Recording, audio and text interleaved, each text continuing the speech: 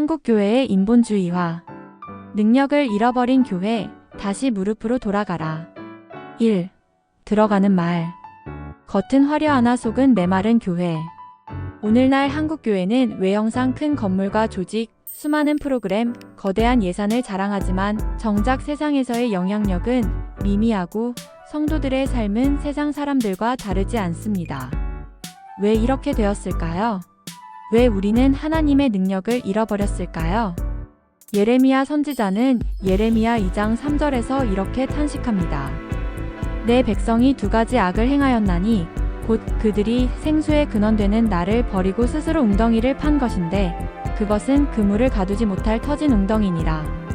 우리는 하나님을 버리고 인간적인 계획과 말, 감정과 이념으로 교회를 운영하고 있지는 않습니까? 그 결과 교회는 사회로부터 신뢰를 잃고 성도는 믿음의 능력을 상실하며 세상은 복음을 비웃고 있지 않습니까? 2. 능력 상실의 원인 하나님을 구하지 않는 기도, 자기를 드러내는 설교.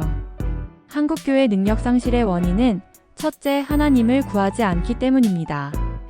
오늘날 수많은 교회가 계획은 세우되 기도는 하지 않습니다. 회의는 밤새 하면서 기도회는 10분이면 끝납니다. 예배당에서는 간구보다 이벤트가 우선이고 중보기도보다 운영회의가 더 많습니다. 기도 없이 결정된 사역, 하나님 뜻 없이 짜인 일정표, 감동보다 논리에 따라 운영되는 교회는 결국 하나님의 뜻보다 사람의 욕망을 좇는 교회가 되고 맙니다. 디트리 보네퍼는 이렇게 지적했습니다. 기도하지 않는 그리스도인은 존재하지 않는다. 마찬가지로 기도하지 않는 교회는 이미 교회가 아니다. 한국교회 능력 상실의 원인은 둘째, 강단에서 하나님의 말씀이 선포되지 않기 때문입니다. 오늘 한국교회의 강단에는 하나님의 말씀이 점점 사라지고 자기 주장, 정치 이념, 자기 신념, 교인 결집을 위한 설득이 그 자리를 대신하고 있습니다. 사도 바울은 디모데후서 3장 5절에서 말세의 교회를 이렇게 진단합니다. 경건의 모양은 있으나 경건의 능력은 부인하니. 칼 바르트는 경고합니다. 설교자는 하나님의 말씀과 씨름한 흔적이 있어야 하며 그 말씀 앞에 먼저 깨어진 사람이어야 한다. 3. 능력 상실의 결과. 타락한 교회와 무기력한 성도.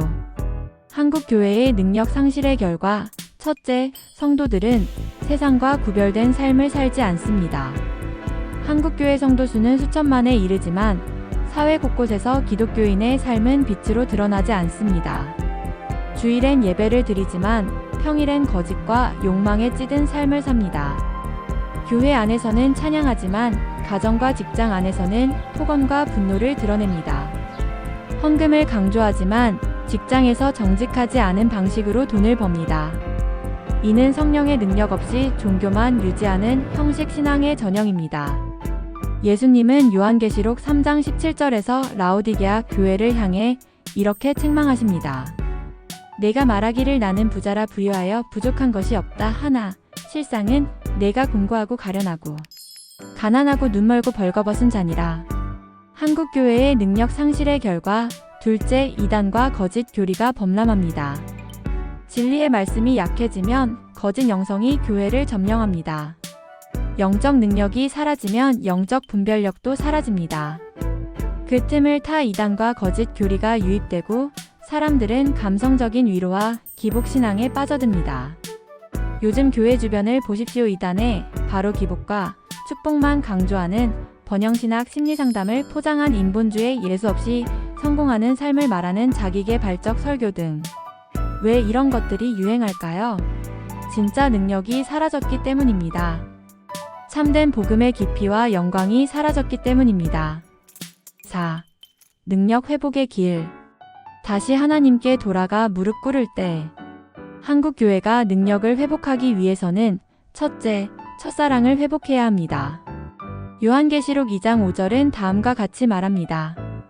그러므로 어디서 떨어졌는지를 생각하고 회개하여 처음 행위를 가지라.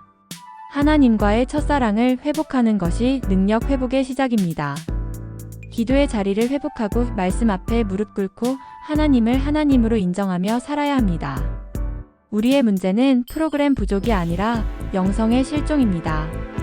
기도와 말씀으로 하나님의 뜻을 구하고 교회와 성도 모두가 하나님의 얼굴을 다시 찾는 자리로 나아가야 합니다.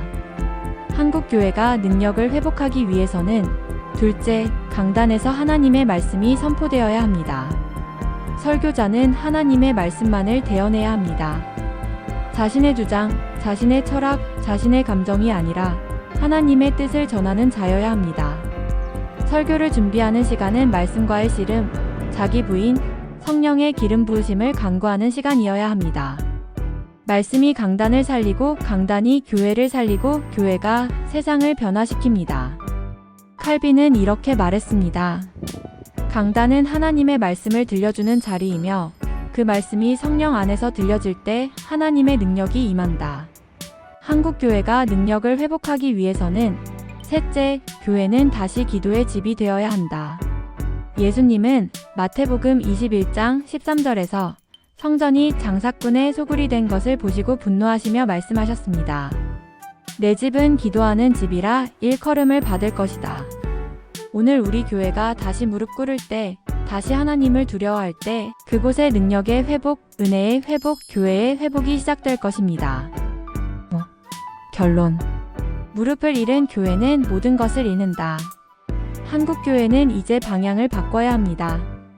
더 이상 외형을 자랑하지 말고 다시 골방에서 무릎 꿇는 교회가 되어야 합니다. 기도하지 않는 회중은 존재하지 않습니다. 기도하지 않는 교회는 존재하지 않습니다. 기도하지 않는 목회자는 사실은 하나님 없이 설교하는 사람입니다. 지금 이 순간 우리가 다시 무릎을 꿇고 하나님께 말씀과 기도로 갈 때, 그때 능력의 하나님이 다시 한국 교회에 임하실 것입니다.